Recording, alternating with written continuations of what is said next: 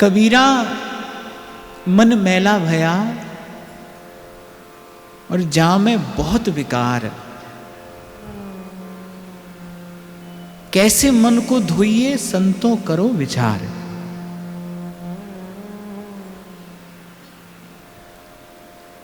अपने मन की दशा का अनुभव करते हुए कबीर कहते हैं कि भाई ये तो सत्य है, मन मैला हो गया। कबीरा मन मैला भया। और मन को मैल किसका लगा है? जहां में बहुत विकार, विकार का मैल है। जैसे रोग हो जाए तो ये विचार बाद में करना चाहिए, भाई रोग क्यों हुआ, पहले उसकी औषधि करनी चाहिए। अब रोग तो हो गया, अब तो औषधि का विचार करिए। कैसे मन को धोइए संतों करो विचार। मुझे बड़ी बड़ी प्रिय है कबीर साहब की बोलन। वो एक शब्द से अनेक बातें कह देते हैं। यहां जब कहते हैं ना संतों करो विचार, तो कहने का तात्पर्य यह है भाई जो हो गया सो तो हो गया, मन तो मैला हो गया। कल जैसे मैं आपको कह रहा था ना कि 4 शब्द बोलने हो तो मैं बड़ा पापी हूं ये बोलने की बजाय प्रभु आप बड़े दयालु हो ये बोलना चाहिए। वाणी गुणानुकथने, इस वाणी का सर्वाधिक सदुपयोग बस प्रभु का गुणानुवाद ही है। नाम जपिए, प्रभु का गुण गाइए। हम तो भाई जैसे हैं वैसे हैं ही। स्वयं के दोष का अनुसंधान करके उसको दूर करने का प्रयास करना चाहिए। रोग यदि हाथ में आ जाए फिर रोग की चर्चा न करके औषधि करनी चाहिए। इसलिए 2 दिन पूर्व भी मैं आपको कह रहा था, मैं देखता हूं कुछ लोग माया काल विषय वासना काम विकार, वो इसी की चर्चा बार बार करते हैं। इसकी चर्चा करने से कोई लाभ नहीं भाई, इसकी औषधि करिए। कई बार मैं आपको कहता हूं काम करने से थोड़ी काम दूर हो जाता है, राम राम करने से काम दूर होता है। कोई भी विकार है वो अंधकार है, और अंधकार भाई दीपक जलाने से दूर होता है। कैसे हुआ, कितना घना है, ये सब की चर्चा व्यर्थ है। तो कबीर साहब कहते बोले व्यर्थ की बात छोड़िए, कैसे मन को धोइए संतों करो विचार। और जब आप विचार करोगे, यद्यपि विचार करने के लिए विवेक की आवश्यकता है, बिना विवेक के विचार करने का कोई लाभ नहीं। बिना विवेक के किया गया विचार व्यवहार से अधिक और कुछ नहीं है। जो विचार बिना विवेक के किया जाएगा वो व्यवहार ही है, उससे आता जाता हाथ में कुछ नहीं। तो विचार के लिए विवेक की आवश्यकता है, और विवेक के लिए आप जानते हैं किसकी आवश्यकता है, विवेक के लिए सत्संग की आवश्यकता है। पर जब आप विचार करेंगे तब आप पाएंगे कि जैसे ध्रुवदास कहते हैं, ऐंच खैंच या मन ही को वृंदावन में लाए। ऐंच खैंच या मन ही को वृंदावन में लाए। और कबीर कहते कि खैंचू तो आवे नहीं। अब जब संतों ने विचार किया, जब देखा अपने मन को, अच्छा ये बड़ी विचित्र बात है, इन 2 आंखों से स्वयं को छोड़कर हम सारा संसार देख सकते हैं, पर अपना आपा दिखाई नहीं पड़ता। स्वयं को देखने के लिए सत्संग रूपी दर्पण की आवश्यकता है। स्वयं को नहीं देख पाएंगे आप। मैं बड़ी दृढ़ता पूर्वक की बात कहता हूं, सारे संसार के गुण दोष का पाठ आप पढ़ लोगे, अपना दोष बिना सत्संग के दिखाई नहीं पड़ता भाई। अपना रोग हाथी नहीं आता बिना सत्संग के, बिना विवेक के। तो कबीर कहते हैं कि खींचू तो आवे नहीं, खींचने से आता नहीं, और जो छोड़ू तो जाए। अब बड़ी दुविधा है, मन खींचने से हाथ आता नहीं और छोड़ भी नहीं सकते। छोड़ देंगे तो क्या करेगा? अरे खींचू तो आवे नहीं और जो छोड़े तो जाए। और और आगे कबीर साहब कहते हैं कि अमृत छोड़े मान कर और विषम विषय फल खाए। ये अपनी मूढ़ता से, ये अपने अज्ञान से प्रभु के नाम का, हरि नाम का अमृत फल तो छोड़ता है और विषय का जो विषम फल है वो खाता है। तो करूं क्या? खींचू तो आवे नहीं और जो छोड़े तो जाए। इसीलिए मेरे गोस्वामी जी कहते हैं, एह गुण साधन ते नहीं होई, तुम्हारी कृपा पाव कोई। हाँ, पर एक बात और कहकर आगे चलना चाहिए कि अब कोई ये समझकर कि भाई सत्संग में ही सुना था, अपने साधन से तो होगा नहीं, प्रभु की कृपा से होगा, तो हाथ पर हाथ धर कर बैठ जाइए। नहीं भाई, मुझे ऐसा लगता है ये जो हमारे जीवन में साधन हो रहा है ना, यही प्रभु की कृपा है। ये जो आप और मैं 2 घड़ी बैठकर नाम जप करते हैं, प्रभु की सेवा कर रहे हैं, यहाँ पर आकर बैठे हैं, ये जो साधन हमसे बन रहा है, ये जो हम कर पा रहे हैं, ये साधन प्रभु की कृपा ही तो है, ये हमारा पुरुषार्थ नहीं है। मुक्त भुगत जुगत तेरी सेवा, जित तू आप करावे, जित तू आप करावे, तुद पावे ता नाम जपावे। रोज याद किया करो इस बात को, तुद पावे ता नाम जपावे। आप सत्संग की ओर चले हो, समझना प्रभु ने याद किया, आपका स्मरण हुआ है, तब आप इस ओर चले। तो ये जो आप और मैं कर रहे हैं, साधन का कोई और अर्थ नहीं लेना है हमें। साधन का यही अर्थ है, जो हमसे बन पड़ रहा है ये भी तो प्रभु की कृपा ही है। तुद पावे ता नाम जपावे, ये अटल सिद्धांत है भाई। अगर प्रभु न चाहें तो किसी का मन भी प्रभु की ओर नहीं जाता। अगर प्रभु की इच्छा ना हो तो ये जो हाथ में आ जाती है ना माला, कुछ मन के आप और मैं फेरते हैं, ये कृपा है, कृपा है, कृपा है। मेहरबान मेहरबान साहिब मेरा। भाई, आप जीवन भर प्रसन्नता खोजते हैं, पर बिना प्रभु के प्रति कृतज्ञ हुए प्रसन्नता कहां से आ सकती है जीवन में? अगर आपने प्रसन्नता का दर्शन करना है तो फिर संत का दर्शन करिए। संत रहता है प्रसन्न। श्रीमद् भागवत में तो ये लिखा है कि 2 ही प्रकार के लोग जो इस संसार में है वो प्रसन्न रहते हैं। या तो जो बिल्कुल मूर्ख हैं वो प्रसन्न है। आप देखो, मूर्ख व्यक्ति के संसार में ही प्रसन्न है, उसको होश ही नहीं है, खाना पीना और सोना।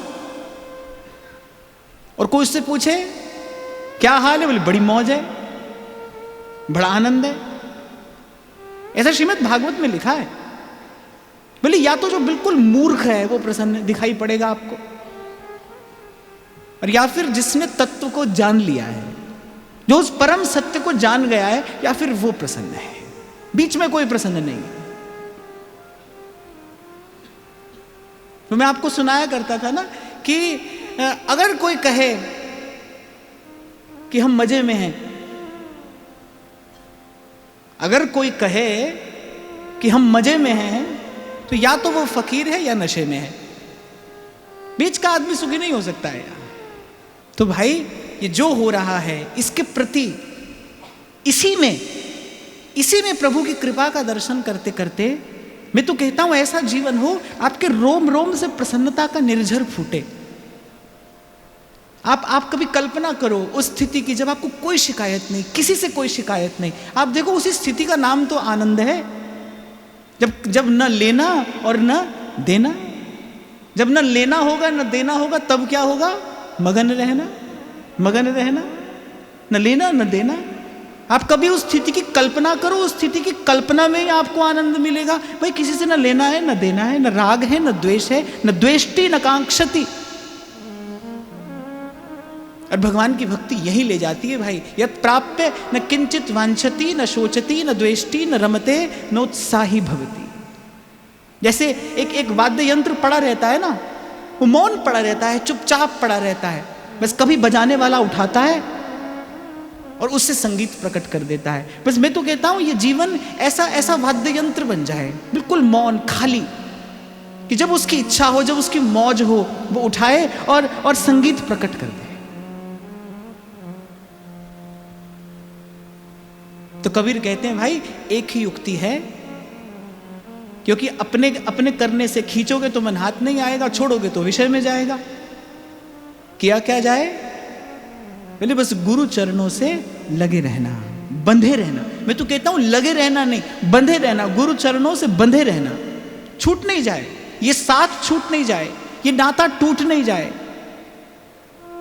मैं गाया करता था ना कभी, उठत बैठत सोवत जागत, उठत बैठत सोवत जागत, हो मेरी जुड़ी रवे गुरानल तार, लिख दे लिखन वालिया, लिखन वालिया, हो लिखन वालिया, हो लिखन वालिया, हो लिखन वालिया, लिखन वालिया तू हो के दयाल, लिख दे मेरे हृदय विच, हो मेरे हृदय विच गुरां दा ख्याल, लिख दे लिखन वालिया, लिखन वालिया, चगाइए, लिखन वालिया, ओ लिखन वालिया, लिखन वालिया, लिखन वालिया, लिखन वालिया तू हो के दयाल, लिख दे मेरे हृदय विच, हो मेरे हृदय विच गुरां दा ख्याल, लिख दे लिखन वालिया, लिखन वालिया, हो लिखन वालिया, हो लिखन वालिया, हो लिखन वालिया, हो लिखन वालिया, हो लिखन वालिया, हो लिखन वालिया, लिखन वालिया तू हो के दयाल, लिख दे मेरे हृदय विच, हो मेरे हृदय विच गुरां दा प्यार, लिख दे लिखन वालिया, लिखन वालिया, ओ कन्ना विच लिख दे शब्द गुरां दे, कन्ना विच लिख दे शब्द गुरां दे, कन्ना विच लिख दे शब्द गुरां दे, कन्ना विच लिख दे शब्द गुरां दे, हो मेरी अखां विच, हो मेरी अखां विच गुरां दा दीदार, लिख दे लिखन वालिया, लिखन वालिया, लिखन वालिया, हो लिखन वालिया, हो लिखन वालिया, लिखन वालिया, हो लिखन वालिया, हो लिखन वालिया, उठत बैठत सोवत जागत, उठत बैठत सोवत जागत, उठत बैठत सोवत जागत, उठत बैठत सोवत जागत, हो मेरी जुड़ी रवे, हो मेरी जुड़ी रवे गुरानल तार, लिख दे लिखन वालिया, लिखन वालिया, लिखन वालिया, हो लिखन वालिया, हो लिखन वालिया, लिखन वालिया, हो लिखन वालिया, हो लिखन वालिया, हो लिखन वालिया तू हो के दयाल, लिख दे मेरे हृदय विच, हो मेरे हृदय विच गुरां दा प्यार लिख दे लिखन वालिया, लिखन वालिया। ओ एक ना लिखी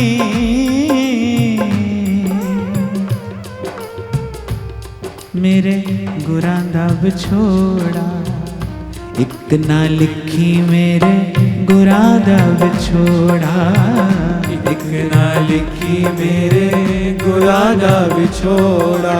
ओ पावे रुस जावे, ओ पावे रुस जावे सारा संसार लिख दे लिखन वालिया, लिखन वालिया।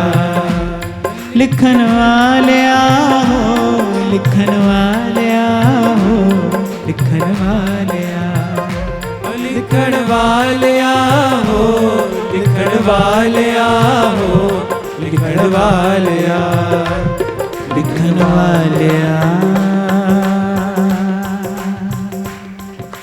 हो।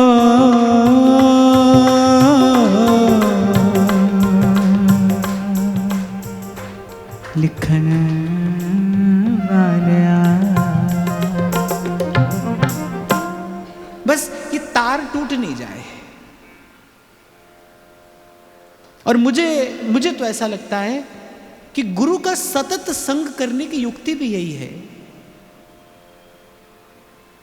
कि वो जो गुरु का विचार है वो जीवन में उतर आए, वो आपका विचार हो जाए, गुरु का विचार ही आपका विचार हो जाए, गुरु का भाव ही आपका भाव हो जाए, गुरु का सिद्धांत ही आपका सिद्धांत हो जाए। यही वस्तुतः गुरु का संग भी है, यही वास्तविक गुरु की सेवा भी है, और यही विशुद्ध गुरु की भक्ति भी है। यही संग है, यही सेवा है, और यही भक्ति। कोई बात नहीं, कल तक कुछ भूल हो रही थी, पर ऐसे ही सीखते समझते आगे बढ़ना है। पर जब समझ आ जाए, जब खबर पड़ जाए, जब बोध हो जाए, फिर भूल ना हो। तो श्री नागरीदास जी आगे कहते हैं, सावधान सब ही फिरे जग कौतुक नहीं भूल, रीति जुरसिक नरेश की मन देता में फूल, तन मन साधे ही फिरे झूठे लोभ न दे, हिये दृष्टि संग भजन के जहां तहां सुख ले। बड़ा मूल्यवान मंत्र यहाँ श्री नागरीदास जी देते हैं। कहते तन मन साधे ही फिरे और झूठे लोभ न दे। कल आपको एक छोटी सी बात मैंने निवेदन की थी कि भक्ति भाव के प्रकाश में भगवत तत्व का दर्शन किया जाता है। भगवान के दर्शन के लिए भाव की दृष्टि चाहिए, लेकिन संसार के वास्तविक स्वरूप को जानने के लिए ज्ञान की दृष्टि अपेक्षित है। ज्ञान अंकुश दे शीस। तो एक हाथ में ज्ञान का दीप और एक हाथ में भाव का दीप। अब कोई कहे कि भाई हम तो भक्ति मार्ग के पति के, हमको ज्ञान की क्या आवश्यकता है। एक बात आपसे पूछूं, एक योद्धा जो कोई भी अस्त्र चलाने में बड़ा निपुण हो, बड़ा कुशल हो, देखो जो वीरता है, जो शौर्य है, पराक्रम है, वो शरीर में नहीं होता, शौर्य तो भीतर होता है कहीं। मैंने ऐसा देखा है, बहुत पहलवान से दिखने वाले लोग पर बड़े डरपोक होते हैं, छोटी सी बात से भयभीत हो जाते हैं। और कभी कभी ऐसा भी देखता हूं मैं, ऐसे दुर्बल सा व्यक्ति होता है पर वीर होता है, कूद जाएगा वो किसी भी स्थिति में, साहसी है, पराक्रमी है। तो जो साहस पराक्रम है, जो वीरता है, वो देह का धर्म नहीं है, वो भीतर का स्वभाव है। लेकिन अब मान लीजिए किसी शूरवीर को, किसी योद्धा को आप रण क्षेत्र में बिना ही शस्त्र के भेज दीजिए, तो भाई क्या वो अपनी वीरता का सदुपयोग कर पाएगा? वीरता उसके भीतर का गुण है, पर उसके हाथ में शस्त्र भी होना बहुत आवश्यक है। निशस्त्र पे तो युद्ध क्षेत्र में वीर लोग वारी नहीं करते, शस्त्र हाथ में होना आवश्यक है। ऐसी भक्ति जो है, भाव जो है, वो हमारे भीतर का विषय है। पर हाथ में ज्ञान का दीप होना बहुत आवश्यक है भाई। इस संसार में रहना है, और संसार क्या है? जग कौतुक है, ये पल पल भुलाएगा आपको। इस संसार में रहना है। मैं कई बार कहता हूं संसार में रहना माने युद्ध क्षेत्र में रहना। It's like a battlefield. आपको एक हाथ से शस्त्र चलाना भी आना चाहिए, दूसरे हाथ से अपनी रक्षा करनी भी आनी चाहिए। इसलिए हमारे यहां पहले जो शिक्षा पद्धति थी उसमें शस्त्र और शास्त्र दोनों सिखाया जाता था।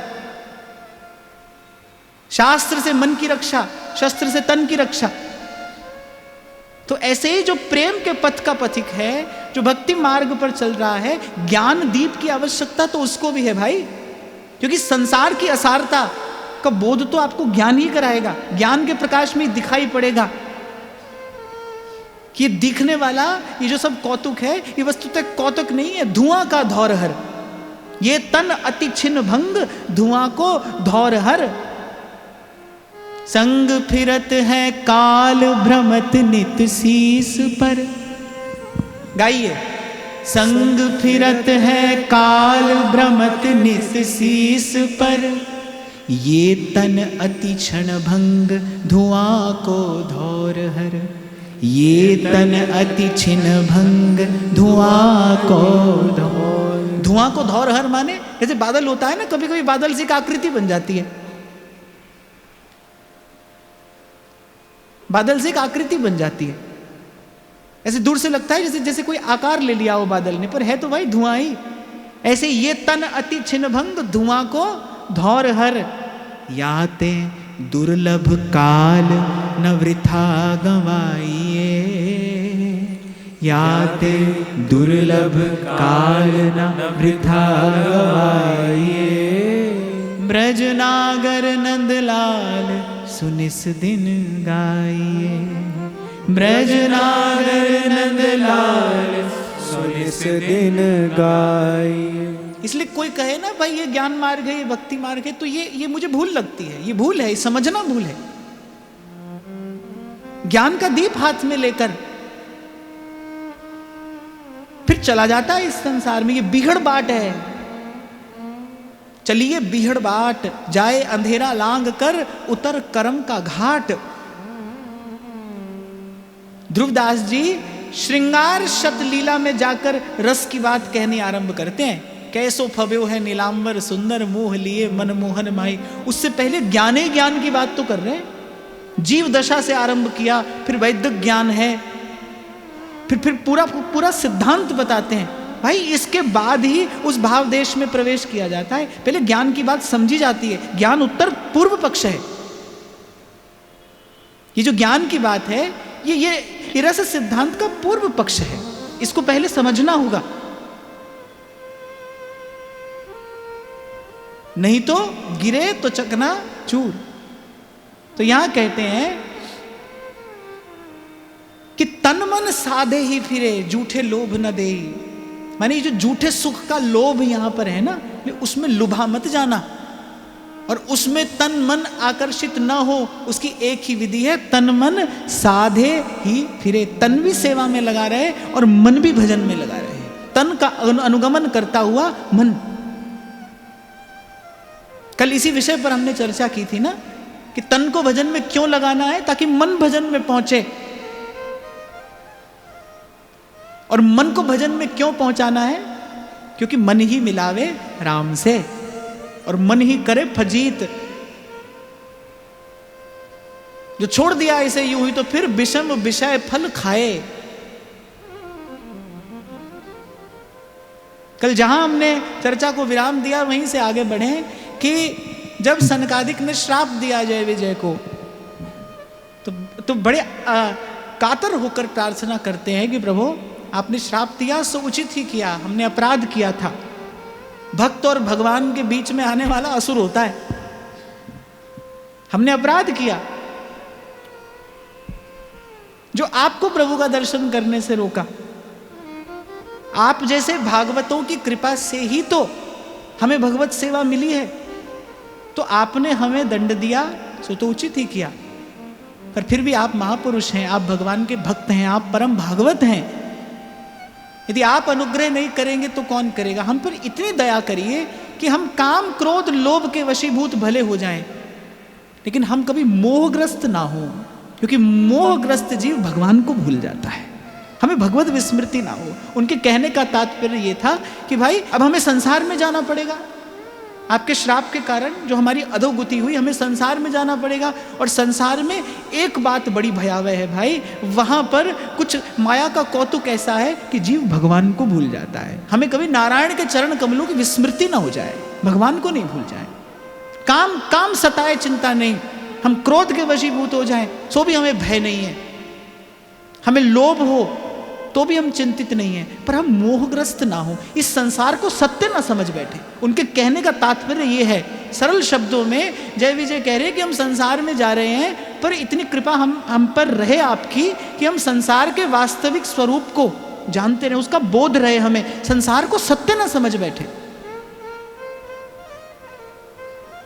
आप थोड़ा सा अपने जीवन में अगर देखोगे ना, सारे क्लेश की जड़ यही है, संसार को सत्य समझना ही क्लेश का मूल है।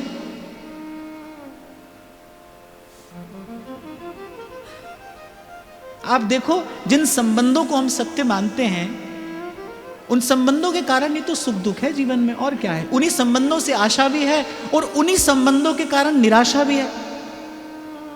उन्हीं संबंधों पर विश्वास भी है और उन्हीं संबंधों से जब हमें छल और कपट प्राप्त होता है तब हम निराश, हताश, उदास भी हो जाते हैं। तो संसार के संबंधों के कारण ही तो सुख दुख है, संसार को सत्य मानने के कारण ही तो जीव कष्ट में पड़ा है। पर भाई संसार है ऐसा, रचने वाले ने ऐसा रचा है। मैं कई बार आपको उदाहरण देता हूं, नरक से आता है जीव, मां का जो गर्भ है वो नरक ही तो है। मल मूत्र के मध्य में जठराग्नि का ताप सहते हुए उल्टा लटका है जीव, नरक से आता है। अरे बड़ा राजी प्रसन्न होना चाहिए, आनंद मग्न होना चाहिए, पर आते ही रोता है। क्या कारण है? बस एक ही कारण है, वो नरक था पर वहां पर भगवान की स्मृति थी, वहां भगवान का स्मरण था, वहां जीव को भगवान याद थे। नरक में भी भगवत स्मृति थी और यहां संसार में आते ही सबसे पहली घटना क्या घटी? भगवान भूल गए। वो जो वास्तविक माता है,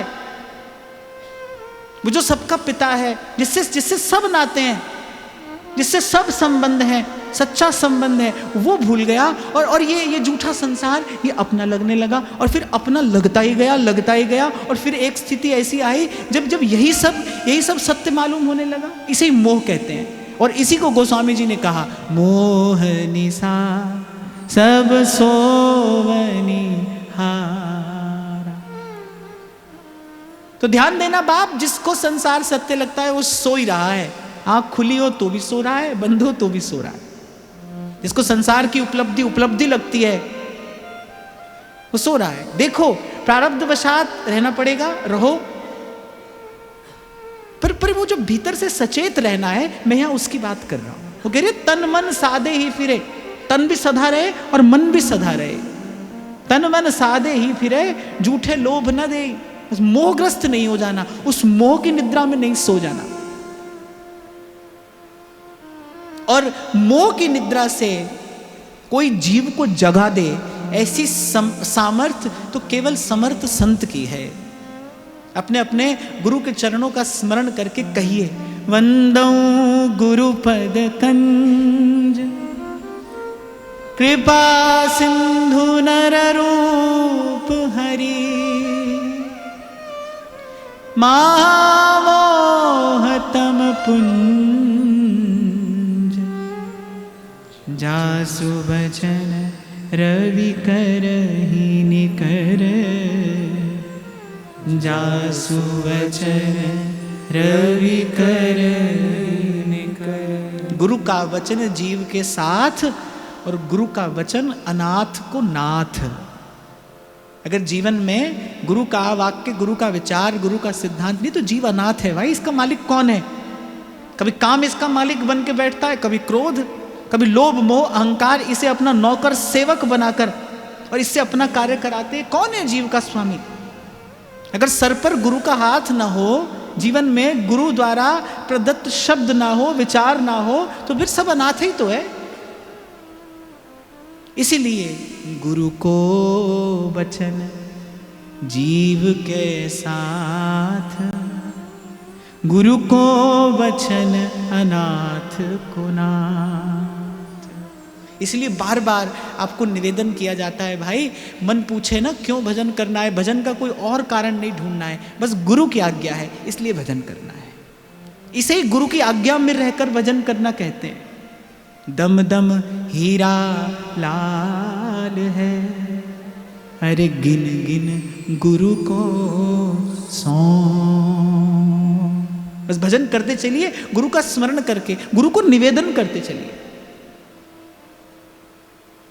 पुराने समय में यही परंपरा थी, शिष्य मधुकरी करके लाता था, पर अपने पेट को भरने के लिए नहीं, मधुकरी करके लाता था गुरु के लिए, गुरु को निवेदन करता है, गुरु से प्रसाद लेता है और तभी सुरक्षित है। मैं कहता हूं ना आपसे, जैसे जैसे बालक जो है वो माता के आंचल की छांव में सुरक्षित होता है, पत्नी पति के संग सुरक्षित है, कन्या पिता की छांव में सुरक्षित है, बालक माता के आंचल की छांव में सुरक्षित है, और जो शिष्य है वो सदा गुरु के पांव में सुरक्षित है, वो गुरु के चरण कमल की छाया में सदा सुरक्षित है। गुरु को वचन अनाथ को नाथ। तो तन भी सदा रहे, मन भी सदा रहे। तन को सेवा से साधना है, मन को सुमिरन से साधना है, और सेवा और सुमिरन जिसे दोनों अपने जीवन में लाने हो उसे सत्संग में बैठना चाहिए। प्रथम भगति संतन करी संग, दीन वचन संतन संग, दरस परस की जय, दरस परस की जय। और फिर बड़ी प्यारी बात कहते हैं, हिये दृष्टि संग भजन के, जहां तहां सुख ले। दृष्टि माने आंख और हृदय, यानी आंख भी भजन भाव के संग रहे। अब आंख भजन भाव के संग रहे, इसका अर्थ क्या है? वो संतों की वाणी को ना डिकोड करना पड़ता है। संतों की बोलन बड़ी विचित्र होती है। कबीर जी की कुछ बातें तो ऐसी हैं जिनको बड़े बड़े विद्वान लोग आज तक भी खोपड़ी खुजा खुजा के थक गए, पर उसका मर्म हाथ नहीं आया। आपको मैं अपना ही अनुभव बताऊं, साल भर लगा रहा था मैं चिंतन करने में कबीर जी का एक दोहा पढ़ के कि अजब अचंभा देखा हमने, नदियां लागी आग और पानी पानी जल गया और मछली खेले फाग। जब ये दो पंक्तियां मैंने पढ़ी तो मैंने कहा भाई इसका क्या अर्थ है? अजब अचंभा देखा हमने, नदियां लागी आग, पानी पानी जल गया और मछली खेले फाग। अब वैसे बहुत प्रश्न मेरे जीवन में है नहीं, गुरु की कृपा से एक नाम मिल गया और उस नाम के प्रकाश में सब प्रश्नों का उत्तर मिल गया। तो प्रश्न कोई जीवन में नहीं है, और संशय का तो कोई प्रश्न ही नहीं है। संशय का कोई प्रश्न नहीं है, लेकिन कभी कभी जिज्ञासा तो हो जाती है ना, और जब जिज्ञासा हो तो फिर महापुरुषों से उसका उत्तर जानना चाहिए, गुरुजनों से पूछना चाहिए। तो ऐसे मुझे जब अवसर मिला तो 2-3 संतों से मैंने पूछा भी, पर समाधान नहीं हुआ। समाधान तो वो है ना जो मन को तृप्त कर दे, माने फिर पूछने की इच्छा ना रहे। फिर पूछा भी पर समाधान नहीं हुआ।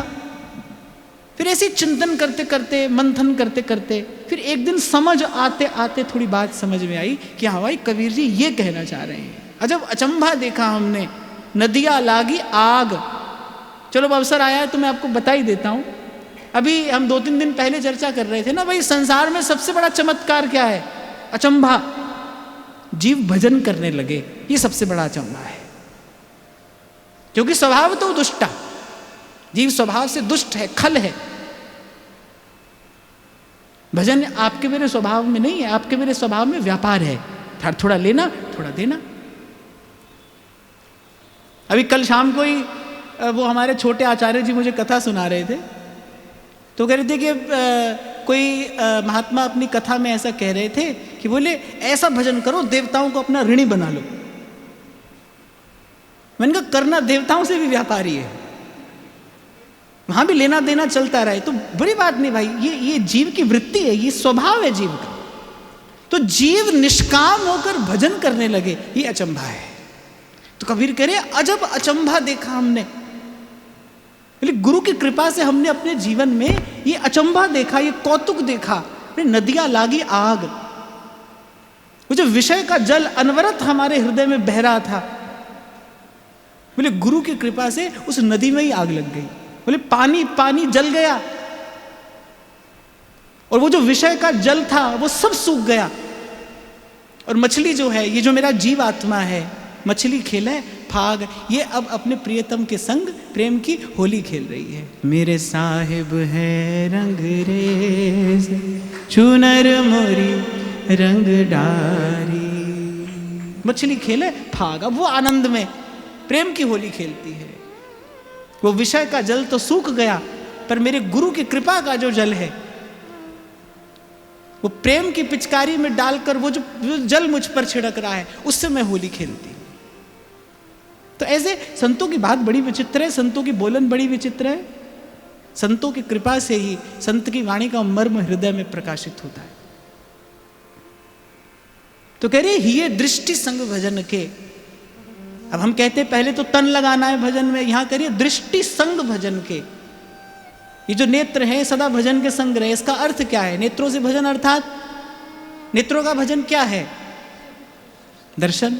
अब दिन भर तो भाई मंदिर में नहीं बैठ सकते, दृष्टि भजन के संग अर्थात लाली मेरे लाल की, जित देखूं तित लाल, यत्र तत्र भगवत दर्शन करना। ये जो है ये मेरे इष्ट का है, मेरे आराध्य का है, ये मेरे प्रभु का है।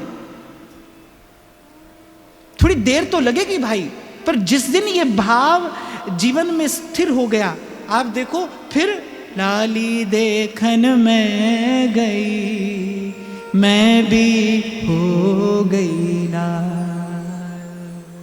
फिर यत्र तत्र आनंद ही है, न सुख न दुख, फिर यत्र तत्र आनंद है। तो दृष्टि संग भजन के अर्थात यत्र तत्र भगवत भाव रखना, भगवत दर्शन करना। पहले आप करने की चेष्टा करना, फिर प्रभु की कृपा से होने लगेगा। और क्यों होने लगेगा? क्योंकि ये सत्य है। ये पृथ्वी जल अग्नि वायु आकाश, जिससे इस संसार का सृजन हुआ है, ये सब प्रभु से ही तो प्रकटा है, प्रभु में ही विलीन होता है। ये सब प्रभु का ही है, प्रभु से ही है, प्रभु में ही है, प्रभु का ही है भाई। ये प्रभु का है, मैं भी प्रभु का, आप भी प्रभु के। यहां भला बुरा पाप पुण्य जो दिखाई पड़ता है भाई, आप उसके फेर में मत पड़िए, वहां बुद्धि को मत ले जाइए। और ये कोई मैं अपनी बात आपसे कह रहा हूं ऐसा नहीं है, मैं अपनी बात नहीं कह रहा हूं, ये तो आचार्यों का कहना है। श्री कृष्ण चरणाम्भोज सत्यमेव विजानता, जगत सत्यम असत्यम वा नेतरेतिर्मतिर्मम। अरे श्री कृष्ण के चरण कमल सत्य हैं भाई। ये सच्चा है, झूठा है, अच्छा है, बुरा है, धर्म है, अधर्म है, पाप है, पुण्य है, बोले बनाने वाला जाने। हमको तो क्या कहना है? गोविंद मेरो है, गोपाल मेरो है, गोविंद मेरो है, गोपाल मेरो है। देखो मैं आपको कल परसों भी कह रहा था, ये पंक्ति गाते ही आप कैसे आनंद में भर जाते हो, है ना? क्योंकि आत्मा का वास्तविक सुख यही है भाई, यही आनंद है।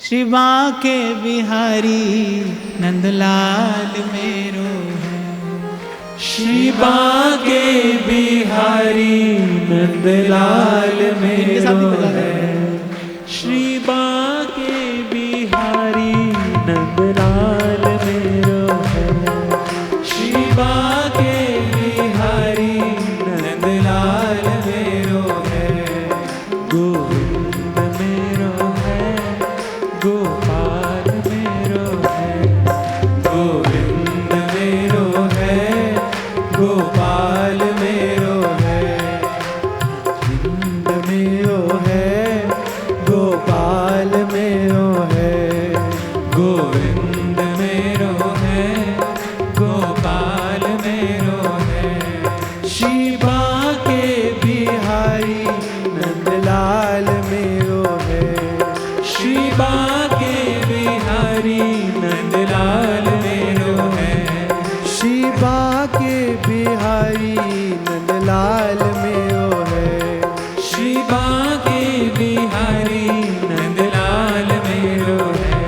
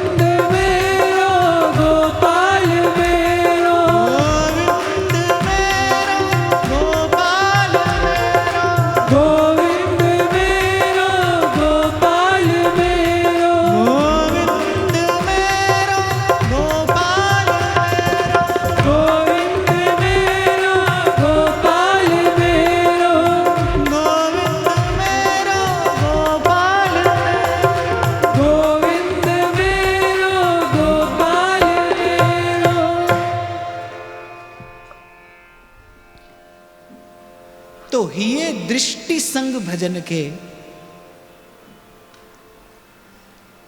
हृदय और दृष्टि भजन भाव के संग रखे तो फिर कह रहे जहां तहां सुख ले, फिर यहां रहे कि वहां रहे, कहीं रहे, फिर उसे हर ओर आनंद ही आनंद है। तभी महाप्रभु कह रहे यत्र यत्र मम जन्म कर्म फिर नार के परमे पदे थवा।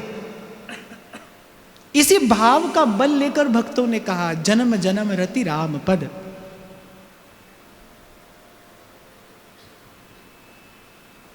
स्वर्ग नरक अपवर्ग आस नहीं त्रास है, और जहां राखो तहां रहो मान सुख रास है। देहु दया कर दान न बिसरो केली को, भगवत बलित तमाल बिलोकू बेली को। फिर कहते हैं सहज रस ही जब मन पर चौकस इंद्री होहि, तब कारज ढंग भजन के तजै आपनी गोहि। और कई बार हम चर्चा करते हैं कि भाई कभी तो बड़ा आनंद होता है और कभी मन बिल्कुल उपरत हो जाता है भजन से, भजन भाव के निकट भी नहीं जाना चाहता। कारण क्या है? उसका कारण यही है भाई कहीं ना कहीं भूल होती है, कहीं ना कहीं हम असावधान हो जाते हैं। आप सड़क पर गाड़ी चलाते हो, आप कह थोड़ी सकते हो कि भाई चलो 5 मिनट चलते चलते सो लेते हैं, 2 मिनट सो लेते हैं। अरे पलक भी झपक जाए गलत समय पर तो बड़ी हानि हो जाती है। तभी बड़ा बड़ा लिखा रहता है आपको चेताने के लिए, भाई सावधानी हटी दुर्घटना घटी, घर पर कोई आपकी प्रतीक्षा कर रहा है, धीरे चलिए, सावधानी से चलिए। बार बार लिखा रहता है ना स्थान स्थान पर आपको अवेयर करने के लिए, सावधान करने के लिए कि थोड़ी सी असावधानी बड़ी दुर्घटना को निमंत्रण दे सकती है, उससे बड़ी क्षति हो सकती है। तो यहां कहते हैं सहज रस ही जब मन परे, मन में भजनानंद स्थिर कब होगा? जब चौकस इंद्री हुई, आंख, कान, नाक, हाथ और जिह्वा, ये जो कर्मेंद्रियां हैं, बोले ये सावधान रहें। ये जो आप बैठे बैठे चलाते चलाते जाने क्या क्या देख लेते हो, आप जानते नहीं इससे मन में कितना भयंकर विक्षेप उत्पन्न होता है। उस समय नहीं हुआ तो कभी होगा, पर ध्यान रखना होगा, सावधान रहना और ध्यान रखना। जो आपने देखा है, जो आपने सुना है, उससे तत्काल विक्षेप भले ना हो पर कभी होगा, वो आपके भीतर गया है। आपने जो भी खा लिया है उसका परिणाम कभी ना कभी तो आता है। भोजन से केवल पेट नहीं भरता भाई, रक्त, ये अस्थि, ये मांस, ये मज्जा, ये सब भोजन से ही तो बनता है, बनते बनते बनता है।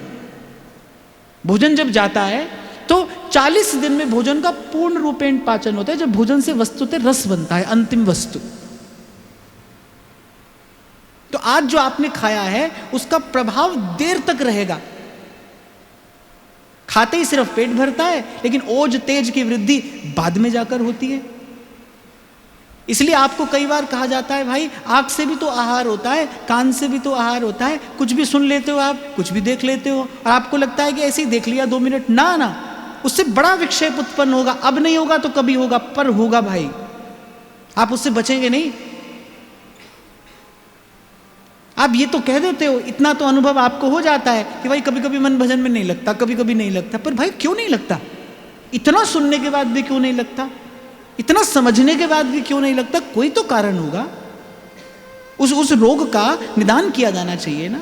तो यहां श्री नागरीदास जी बता रहे सहज रस ही जब मन परे। वो जब भजन के सहज रस में मन रहता है ना, वो कब? जब इंद्री चौकस हुई, माने बाहर से तो सावधान रहना है। बड़ी महत्वपूर्ण बात राजा महाराजा लोग भीतर बैठकर करते थे, कोई गुप्त मंत्र ना करते थे। तो पहले द्वार पर सावधान कुछ द्वारपाल खड़े किए जाते, भाई भीतर किसी को नहीं आने देना। ऐसे अपनी इंद्रियों को सजग सावधान रखा जाता है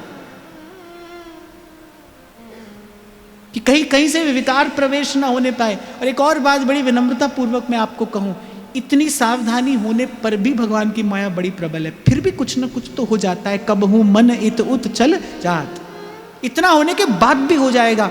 और जो असावधानी पूर्वक रहे वो भजन नहीं कर सकता है भाई, वो भजन नहीं कर सकता है। मैंने थोड़ा सा समय जिनसे संगीत की शिक्षा पाई, जब उनके पास कोई आता था तो वो पहला प्रश्न ये पूछते थे कि भाई क्यों सीखना है। तो अगर कोई ये कह देता था ना कि बस थोड़ा शौक है, तो कहते नहीं तुम्हारे लिए संगीत नहीं है, तुम्हारे लिए संगीत नहीं, तुम जाओ। उसको नहीं सिखाते थे। जो कहे कि मुझे साधना करनी है उसके लिए संगीत है। तो भजन भजन सब कोई कहे, पर अगम भजन की घात, ज्यों लग ठौर न परसी है, कई आवे है बात। पहले दिन यही मैंने आपको निवेदन किया था ना, भजन कहने में तो केवल जिह्वा हिलती है, भजन करने में धरती आसमान हिल जाता है भाई। सुगम सुगम सब कोई कहे, पर अगम भजन की घात।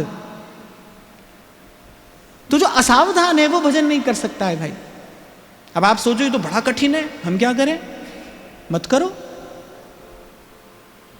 अब आप बोलोगे तो बड़ा कठिन है साहब, हम कैसे करें, हम क्या करें? आप मत करो, जाओ संसार में, गले लगाओ उस संसार को।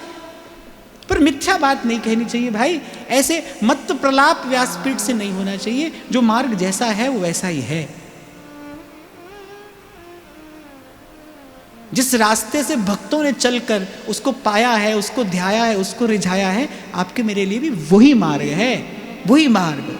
महाजनों ये न गतः, जिस पर महज्जन चल के गए हैं। इन रसिकों ने जिस विधि प्रियालाल का भजन किया है, मार्ग तो भाई आपके मेरे लिए भी वही है, आप मानो न मानो।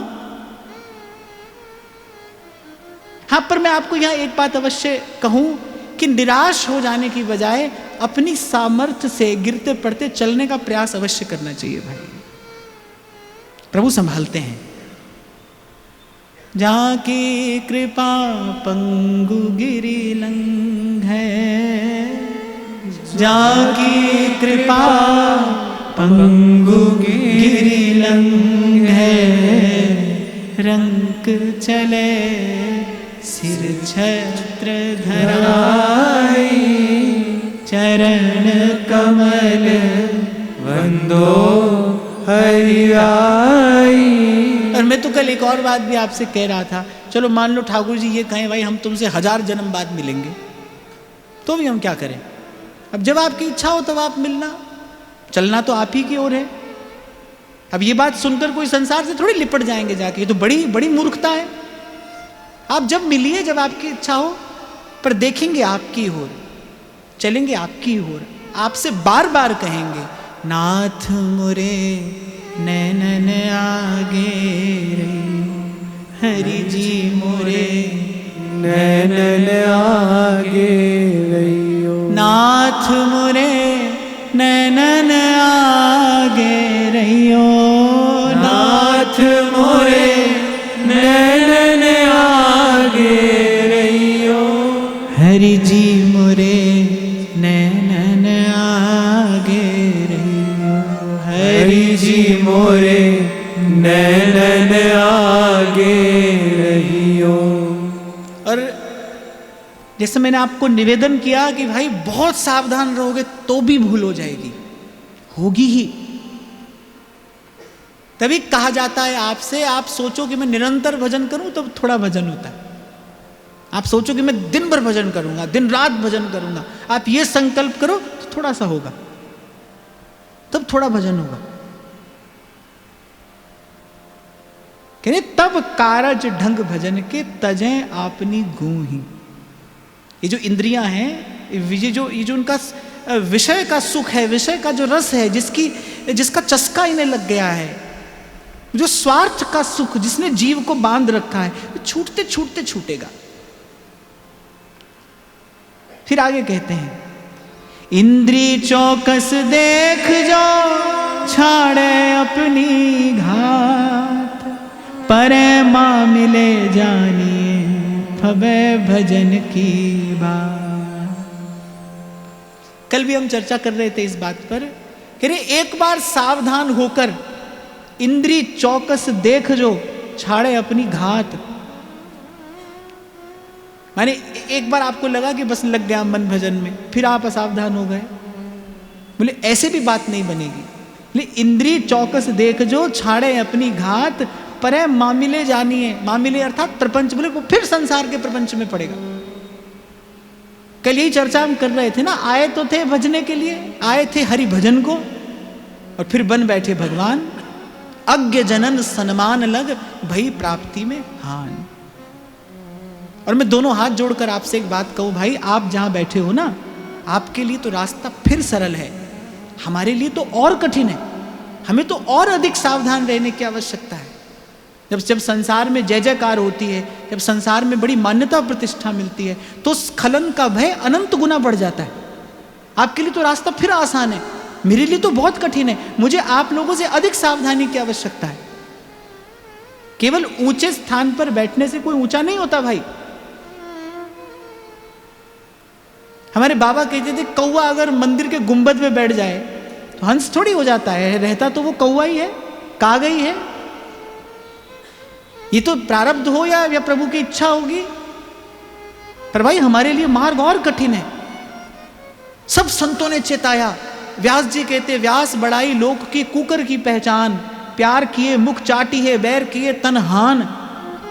गोस्वामी जी कहते हैं, लोक मान्यता अनल सम, तप कर कानन दाह।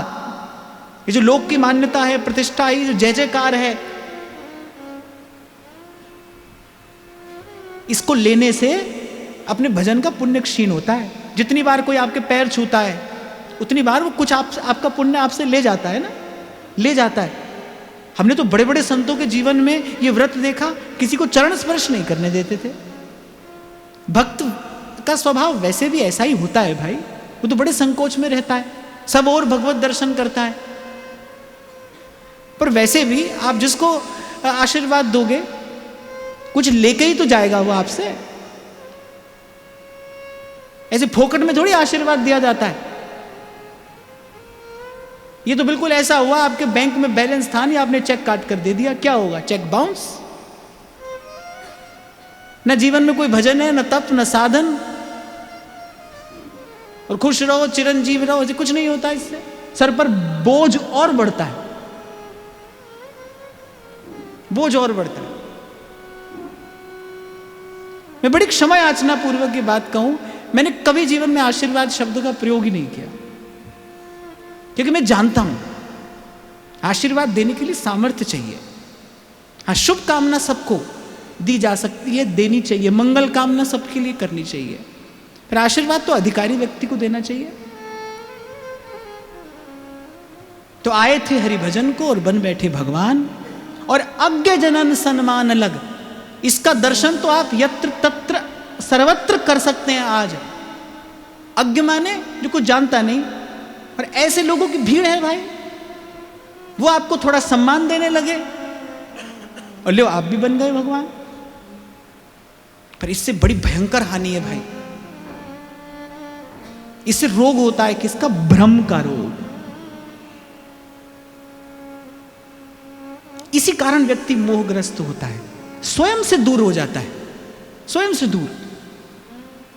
परम श्रद्धेय स्वामी रामसुखदास जी महाराज जी बात कहा करते थे, बोले जो यहां से बैठकर प्रवचन उपदेश आदि कर रहा है, उसके जीवन में तो एकांत का होना अत्यंत आवश्यक है। एक व्यवहार में रहने वाले, संसार में रहने वाले गृहस्थ साधक के जीवन में एकांत कम हो अधिक हो, पर जो विरक्त है, जो ऊंचे आसन पर बैठकर उपदेश कर रहा है, उसके जीवन में तो एकांत का होना अत्यंत आवश्यक है। क्यों? क्योंकि बिना एकांत के प्रज्ञा शुद्ध नहीं रहेगी। आप बहुत व्यवहार में पढ़ो, मैं आप ही से पूछता हूं, आप वृंदावन से जाकर भजन करते हो तो मन कुछ और होता है, किसी के यहां से ब्याह से आके आप भजन करने बैठो तो क्या मन वैसा होगा? कुछ ले आता है ना मन अपने साथ जहां भी जाता है। जो दिन भर व्यवहार में रहेगा, सुबह से शाम तक जो भगत जगत के बीच में ही बना है, उसकी प्रज्ञा कैसे शुद्ध रहेगी भाई? वो कैसे तत्व का विचार करेगा? वो कैसे सिद्धांत का चिंतन करेगा? उसके जीवन में तो एकांत का होना बहुत आवश्यक है। और ये बात हमको भी भाई अब धीरे धीरे समझ आते आते समझ आ रही है। अब थोड़ी थोड़ी ये बात समझ आ रही है भाई, ये एकांत कितना आवश्यक है। तो पहले तो जीवन में एकांत हो, ये प्रभु की कृपा, और फिर एकांत अच्छा लगे, ये प्रभु की विशेष कृपा। तब एकांत में मन लग जाए, भजन एकांत जिन मन समानी। नारद जी ने भक्ति सूत्र में ये बात कही है। बोले नारद जी कहते हैं, बोले भक्त तो भगवान के सभी श्रेष्ठ हैं, पर भक्ता एकांतिनो मुख्या। जो एकांतिक रूप से भगवत भजन कर रहे हैं, जो भजन परायण हैं, जो निष्काम भाव से मनसा वाचा कर्मणा भजन में लगे हैं, बोले मुख्य भक्त हैं। भक्ता एकांतिनो मुख्या। तो आप कहीं भी रहते हो भाई, धीरे धीरे इस एकांत को भी साधने का प्रयास करना चाहिए। थोड़ी देर के लिए अवश्य एकांत का सेवन साधक को करना ही चाहिए, करना ही चाहिए।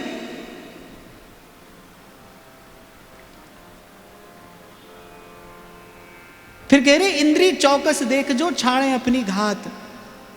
एक बार लगा कि कुछ भजन की अनुभूति हो गई, अब फिर असावधान हुआ, बोले फिर प्रपंच में पड़ेगा। ये कब तक चलेगा? अब कोई कहे भाई ये बताओ ये किस्सा कब तक चलेगा? जब तक तुम हो तब तक ये किस्सा है, जब तक ये जीवन है तब तक ये किस्सा है। नहीं तो नहीं कहते महाप्रभु जी, ना जानो छिन अंत कवन बुद्धि घटे ही प्रकाशित। मैं अभी कुछ दिन पहले की बात आपको बताता हूं। मैं सुबह ऐसे ही बैठा था एकांत में, और शायद 25-30 बरस पुरानी कोई घटना, जिसका दूर दूर तक जीवन से कोई लेना नहीं कोई देना नहीं, उस घटना का स्मरण हुआ। फिर उस घटना से जुड़े हुए व्यक्तियों का स्मरण हुआ, और ऐसे करते करते 30-40 मिनट में मुझे खबर भी नहीं पड़ी, और वो 30-40 मिनट बीत गए। और फिर मैंने बाद में विचार किया, मैंने कहा देखो इसी प्रकार वो जो संचित संस्कार हैं वो भजन में विक्षेप उत्पन्न करते हैं। आप भजन में रहोगे तो कुछ कुछ थोड़ा बहुत अनुभव आपको होगा ना, आप थोड़ा सीखोगे। इसीलिए आपसे कह रहा हूं कि जो आज आप देख रहे हो, आज आप सुन रहे हो, जाने ये कब जाके विक्षेप उत्पन्न करेगा। तो भाई जहां तक हो सके वहां तक तो सावधान अवश्य रहना चाहिए। और ये कलयुग ही है, ये भगवान की माया का ही प्रभाव है कि आज आपकी जेब में सारा संसार रहता है। जैसे अभी एक पैंडेमिक आया था ना, उसका नाम था कोविड। पर मुझे लगता है कि we all are living in a pandemic of over communication. ये भी एक बड़ी सदी की त्रासदी है। छोटी छोटी बात बताई जा रही है, छोटी छोटी बात किसी की देखी जा रही है, सुनी जा रही है। कितना आपका मन मस्तिष्क कितना उसमें लग जाता है, अकारण व्यर्थ लग जाता है। सुबह उठते ही पहला कार्य यही है, रात को सोते तक वही कार्य है। तो मैं तो भाई बहुत सावधानी पूर्वक आपको ये बात कह रहा हूं, जो साधक है उसको तो यथासंभव इससे दूरी बनाकर रखनी चाहिए। इससे किसी का लाभ हुआ नहीं और किसी का होगा नहीं। पर भाई संसार है, आप क्या करेंगे, मैं क्या करूंगा, कोई क्या करेगा इसमें। अब कोई सोचे मैं बहुत बड़ा परिवर्तन ले आऊंगा, मूर्ख है, मूर्ख ही है वो। संसार का रंग देख के पर आप बचे रहो, आप सावधान हो जाओ, आप एक नियत दूरी बना लो। ये तो भाई ऐसा ही है और ऐसा ही रहेगा। अभी जाने कल और क्या क्या देखेंगे आप और मैं तो कल भी आपको कह रहा था, हम तो भाई धन्यवाद करें, ठाकुर जी ने हमें ये संसार बसा कर दे दिया। आप भी हैं, उनके प्यारे संत भी हैं, उनका नाम भी है, उनके गुणों का कथन श्रवण भी है। हमको प्रभु ने एक न्यारा संसार बसा कर दे दिया। ठाकुर तुम सरनाई आया, उतर गयो मेरे मन का संशय, जब तेरा दर्शन आया। ठाकुर तुम सरनाई आया, तुम शरनाई आया।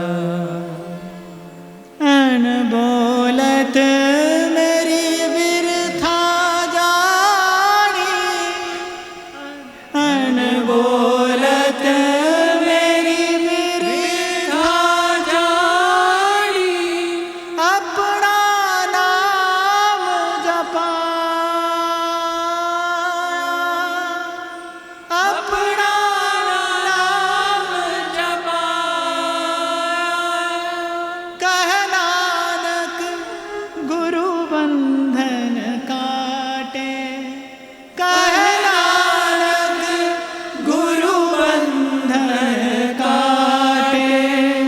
बिछरत आन मिलाया, ठाकुर तुम शरणाई आया, तुम शरणाई आया, ठाकुर तुम शरणाई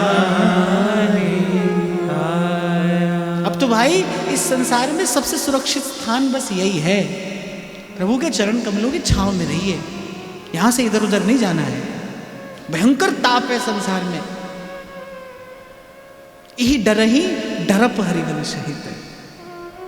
फिर कहते हैं इंद्रिय अपगुण त्याग के जो भजन माही ठहराए, जहां तहां सुख बिलसत फिरे तो कहूं टोटो ना। कह रहे इंद्रिय अपगुण त्याग के। जो श्री वल्लभाचार्य महाप्रभु ने कहा ना भाई भजन ये इंद्रियों का स्वभाव नहीं है, इसीलिए कठिन कहा जा रहा है।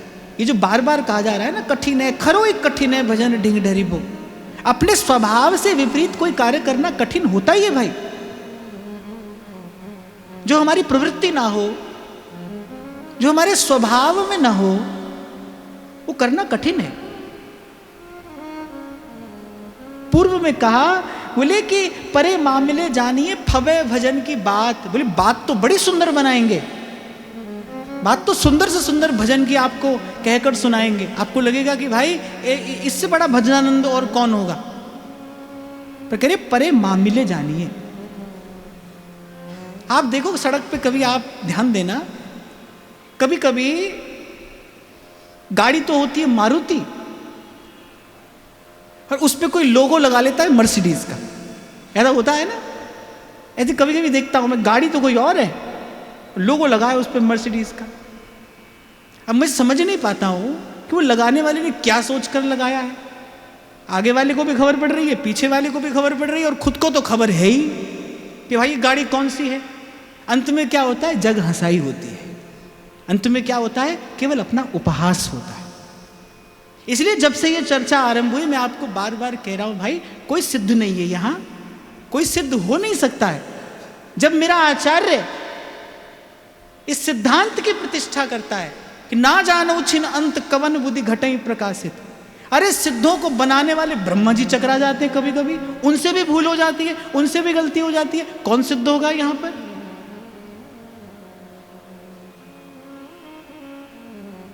संसार कोई केवल नाम और दाम से थोड़ी खींचता है। जो ये समझता है मैं कुछ जान गया, जो ये समझता है मैं पहचान गया, जो ये समझता है मैं समझ गया, वो भी संसार के प्रपंच में ही तो है। क्योंकि जो जान गया है उसे तो ये कभी लगता ही नहीं कि मैं कुछ जानता हूं। हमारे श्री महाप्रभु जी से किसी ने पूछा कि भगवत गीता में भगवान ने दैवी और आसुरी सृष्टि का जो वर्णन किया है उसके विषय में आपका क्या विचार है। महाप्रभु कहते हैं हो नहीं जानत हो। भाई मैं नहीं जानता। क्या वो नहीं जानते। अरे वो सृष्टि का परम तत्व है, वो हित तत्व है, वो प्रेम है, क्या वो नहीं जानते। पर महाप्रभु ने एक उत्तर दिया, बोले भाई हो नहीं जानत हूं, मैं नहीं जानता। जो सब जानता है वो तो कहता है मैं नहीं जानता। जो जाने सो कहे नहीं, और जो कहे सो जाने नहीं।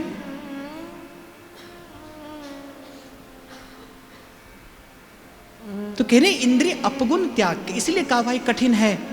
सत्य सत्य सत्ता है, फिर भूल होती है, फिर कोई उठता है, फिर भूल होती है, यही चलता रहता है। और जैसा आपको मैं कह रहा हूं ना अभी, कोई कहे भाई कब तक चलेगा, जब तक आप हो तब तक चलेगा। ये ऐसा ही है। ये सोचकर विचार करी इस पथ पर पग धरना, ऐसा ही है ये। पर एक बात मैं अपने अधिकार से आपसे कह रहा हूं, ऐसा होने पर भी, बार बार गिरने पर भी, ऐसा सब होने पर भी यहां पर बड़ा आनंद है भाई, बड़ा सुख है। ऐसा सुख कहीं और नहीं है। जो सुख पायो राम भजन में, जो सुख पायो राम भजन में, सो सुख नाही अमीरी में, मन लागो मेरो यार फकीरी में। जो सुख पायो राम भजन में, जो सुख पायो राम भजन में, सो सुख नाही अमीरी में, मन लागो मेरो यार फकीरी में। मन लागो मेरो यार फकीरी में, ओ मन लागो मेरो यार फकीरी में, मन लागो मेरो यार फकीरी में। प्रेम नगर में रहनी हमारी, प्रेम नगर में रहनी हमारी, प्रेम नगर में रहनी हमारी, प्रेम नगर में रहनी हमारी। देखो यहाँ जैसा श्री नागरीदास जी ने कहा, इंद्री अपगुण त्याग के और जो भजन माई ठहराई। इंद्री का अपना गुण क्या है? स्वार्थ। ये अपना गुण छोड़ के परमार्थ में लगे। अपना गुण क्या है? व्यवहार। ये अपना गुण छोड़ के प्यार में लगे। फिर कहते हैं अगर ऐसा हो जाए तो फिर जहां तहां सुख बिलसत फिरे, तो कहूं टोटो नाई। यही बात कबीर ने भी कही। प्रेम नगर में रहनी हमारी, प्रेम नगर में रहनी हमारी, प्रेम नगर में रहनी हमारी, प्रेम नगर में रहनी हमारी। चारों दिशा जगीरी में, मन लागो मेरो यार फकीरी में। मन लागो मेरो यार फकीरी में, ओ मन लागो मेरो यार फकीरी में, मन लागो मेरो यार फकीरी में, मन लागो मेरो यार फकीरी में, मन लागो मेरो यार फकीरी में, ओ मन लागो मेरो यार फकीरी में, मन लागो मेरो यार फकीरी में।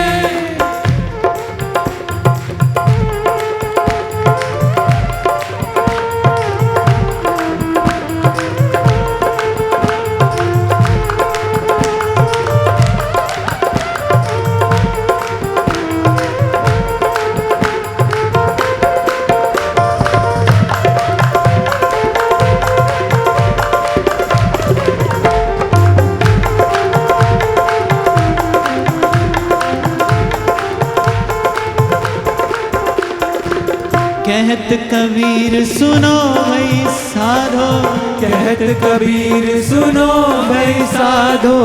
देखो अभी हमारा जीवन इस भाव के कहीं निकट भी नहीं है, आसपास भी नहीं है, पर आप सोचो फिर भी हमें क्यों आनंद आ रहा है? क्यों आ रहा है इसमें आनंद? मुझे तो गाना नहीं था, आप ही गा पड़े। क्योंकि भाई इसी को आनंद कहते हैं, यही आनंद है, इसी का नाम आनंद है। कहत कबीर सुनो भाई साधो, कहत कबीर सुनो भाई साधो, कहत कबीर सुनो भाई साधो, कहत कबीर सुनो भाई साधो।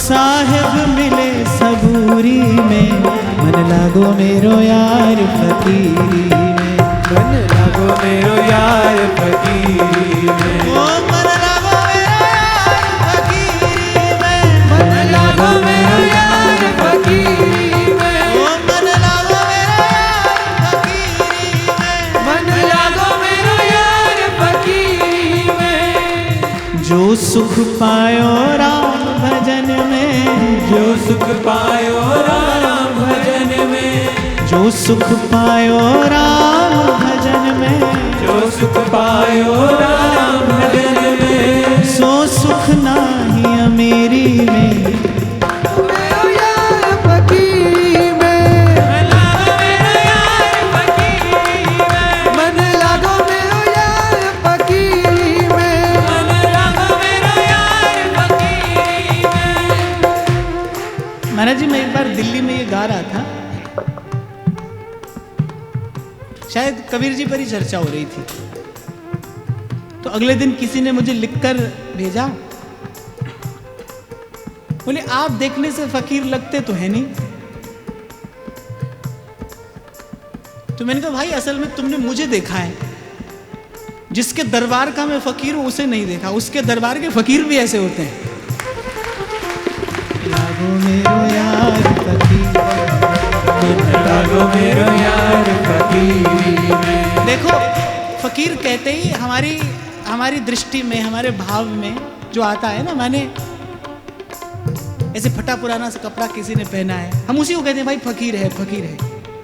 पर फकीर की वस्तुतः परिभाषा कबीर देते हैं, कहते हैं हद को जाने मौलवी और बेहद जाने पीर, और हद बेहद से दूर है जाने सोई फकीर। हमारे व्यास जी फकीर हैं। उन्होंने जाना ये वृंदावन क्या है, कहां है, कैसा है। निर्गुण सगुण ब्रह्म ते न्यारो बिहरत सदा संघात। और आपको विराम का समय है, लगे हाथ एक और बात कह दूं। हमारे आचार्य ने हमें जो बात बताई है ना, उस बात को जानने वाला हर व्यक्ति फकीर है। वो हद बेहद से दूर की बात हमारे महाप्रभु जी ने हमें बताई है। सगुण निर्गुण से परे का ये हित तत्व, ये नित्य विहार हमारे श्री महाप्रभु जी ने प्रकट किया। जो इस रहस्य को जानता है वो फकीर है भाई। और वो कह सकता है, जो सुख पायो राम भजन में, जो सुख पायो राम भजन में, जो सुख पायो राम भजन में, जो सुख पायो राम भजन में, सो सुख नाही अमीरी में। मन लागो मेरो यार फकीरी में, मन लागो मेरो यार फकीरी में, ओ मन लागो मेरो यार फकीरी में, मन लागो मेरो यार फकीरी में, मन लागो मेरो यार फकीरी में, मन लागो मेरो यार फकीरी में।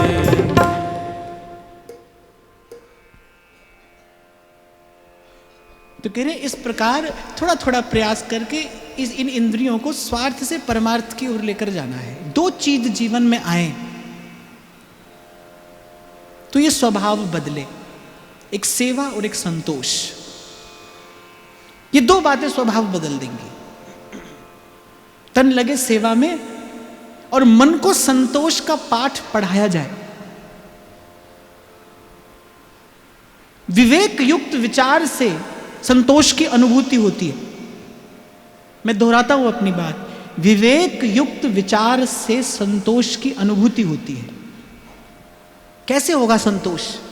विचार करना पड़ेगा भाई कि इन इंद्रियों को तृप्ति मिल नहीं सकती। तीनों लोकों की भोग सामग्री देकर भी तृप्ति लाभ नहीं किया जा सकता। इसलिए कामना की तृप्ति नहीं होती, संतोष से कामना की निवृत्ति होती है। कामना की तृप्ति संभव नहीं। इतिहास पुराण गा गा कर सुनाते हैं, बड़े बड़े राजाओं ने अपने पुत्रों से उनका यौवन ले लिया। हजारों हजार वर्ष इंद्रिय भोग करने के बाद भी मन वैसा का वैसा और उच्छृंखल हुआ और उद्दंड हुआ। इसीलिए बुद्धिमान जन तो कहते हैं जब शरीर में सामर्थ्य हो तभी मनोनिग्रह करना चाहिए। फिर एक समय ऐसा आएगा जब तन भी दुर्बल और मन भी उच्छृंखल। बूढ़ी मां थोड़ी चंचल बालक के पीछे भाग सकती।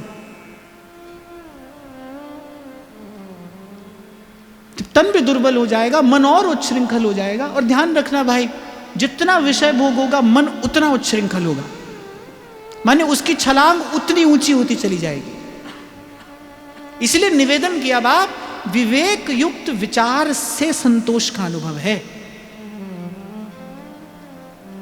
बात मैं कोई भी कहूं, कैसी भी कहूं, कहीं से भी कहूं, घूम कर आएगी कहां? प्रथम भगति संतन करी संग। भाई रोज सुनेंगे तो व्यवहार में कभी ना कभी वो बात जब हम फिसलने लगते हैं तो हाथ पकड़ लेती है ना हमारा। अनेक बार सत्संग का जो विचार है वो हमको बचा लेता है। तो दो चीज आ जाए जीवन में, सेवा आ जाए और संतोष आ जाए, फिर इन इंद्रियों का स्वभाव बदलने लगता है। यहां पर ध्यान रखना भाई, सेवा से ही बदलेगा। सेवा से दूसरे की सेवा नहीं करोगे तो स्वार्थ नहीं छूटेगा। सेवा के जल से इस स्वार्थ का मैल छुड़ाया जाता है। और सत्संग से विवेक प्राप्त करके, विचार करके संतोष का अनुभव कराया जाता है स्वयं को। रोज तो देखते हो अपने जीवन में, सुबह भोजन किया, दोपहर को फिर चाहिए, फिर रात को फिर चाहिए, और रोज न्यारा न्यारा भोजन चाहिए भाई। 4 दिन एक सी वस्तु कोई आपको खाने को दे दे, बोले रोज यही खाएंगे क्या? अब प्रसंग आ गया तो मैं कह दूं, जिह्वा के स्वाद पर नियंत्रण पाने के लिए ऐसा ही करना चाहिए। मैंने देखा साधुओं के जीवन में, मैंने देखा वो जीवन भर एक ही वस्तु पा रहे हैं, फिर उनकी स्थिति एक ऐसी आती है कि जब भोजन में मन रह ही नहीं जाता, और भोजन में मन देने की कोई आवश्यकता भी नहीं है भाई। भोजन तो शरीर निर्वाह के लिए है, स्वाद के लिए भोजन नहीं है। जो स्वाद के लिए भोजन करता है उसे विषादग्रस्त होना पड़ता है। जो स्वाद के लिए भोजन करेगा उसे रोग रूपी विषाद से ग्रस्त होना पड़ेगा। भोजन औषधि है। कितना परिश्रम करते हैं लोग भोजन के लिए, क्या बनाएं क्या बनाएं। हाँ, कोई ठाकुर जी की सेवा कर रहा है तो उसे विचार करना चाहिए प्रभु के लिए, अपने लिए नहीं। प्रभु के लिए करिए तो अच्छा है, प्रभु के लिए करे तो इसका सदुपयोग है। और भोजन औषधि है भाई।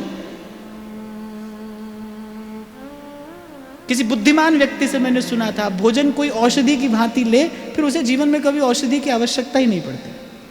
भोजन औषधि है, शरीर का निर्वाह हो जाए, इसके लिए भोजन है।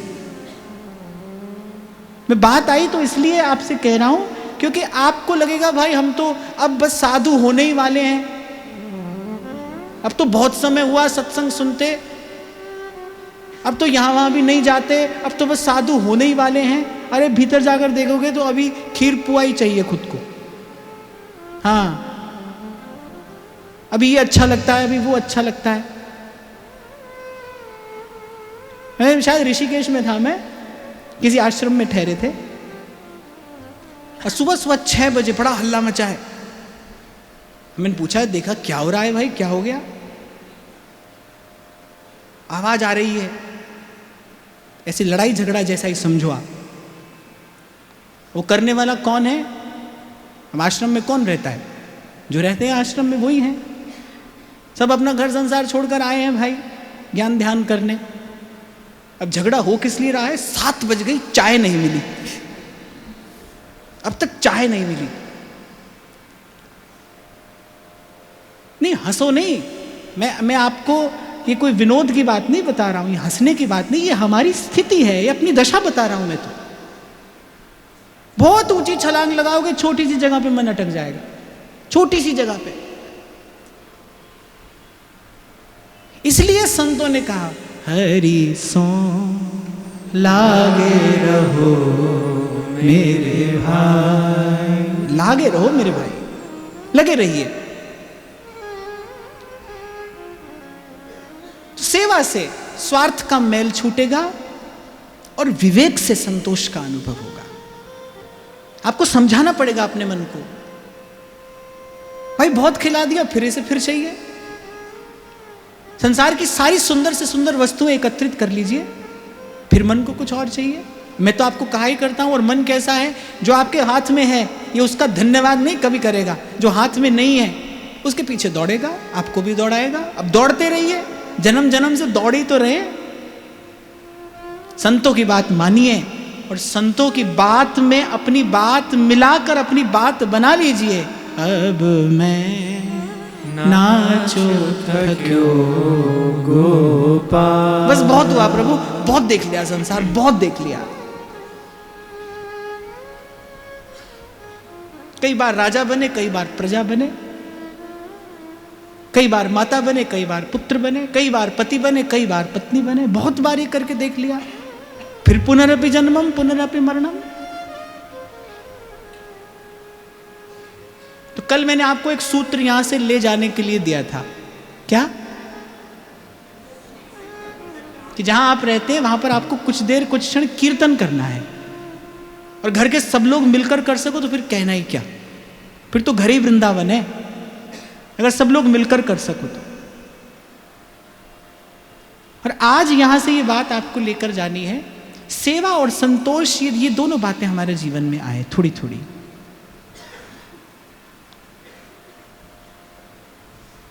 फिर क्या होगा, इंद्रियां अपना स्वभाव छोड़ेंगी। इंद्रिय अपगुण त्याग के और भजन माही ठहराई।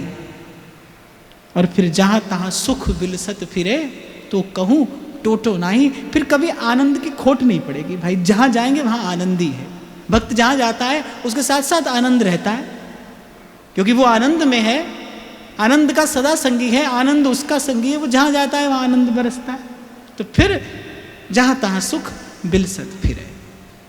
तो आज की वार्ता श्री जी के चरणों में निवेदन करते हैं। आज थोड़ा समय भी अधिक हो गया।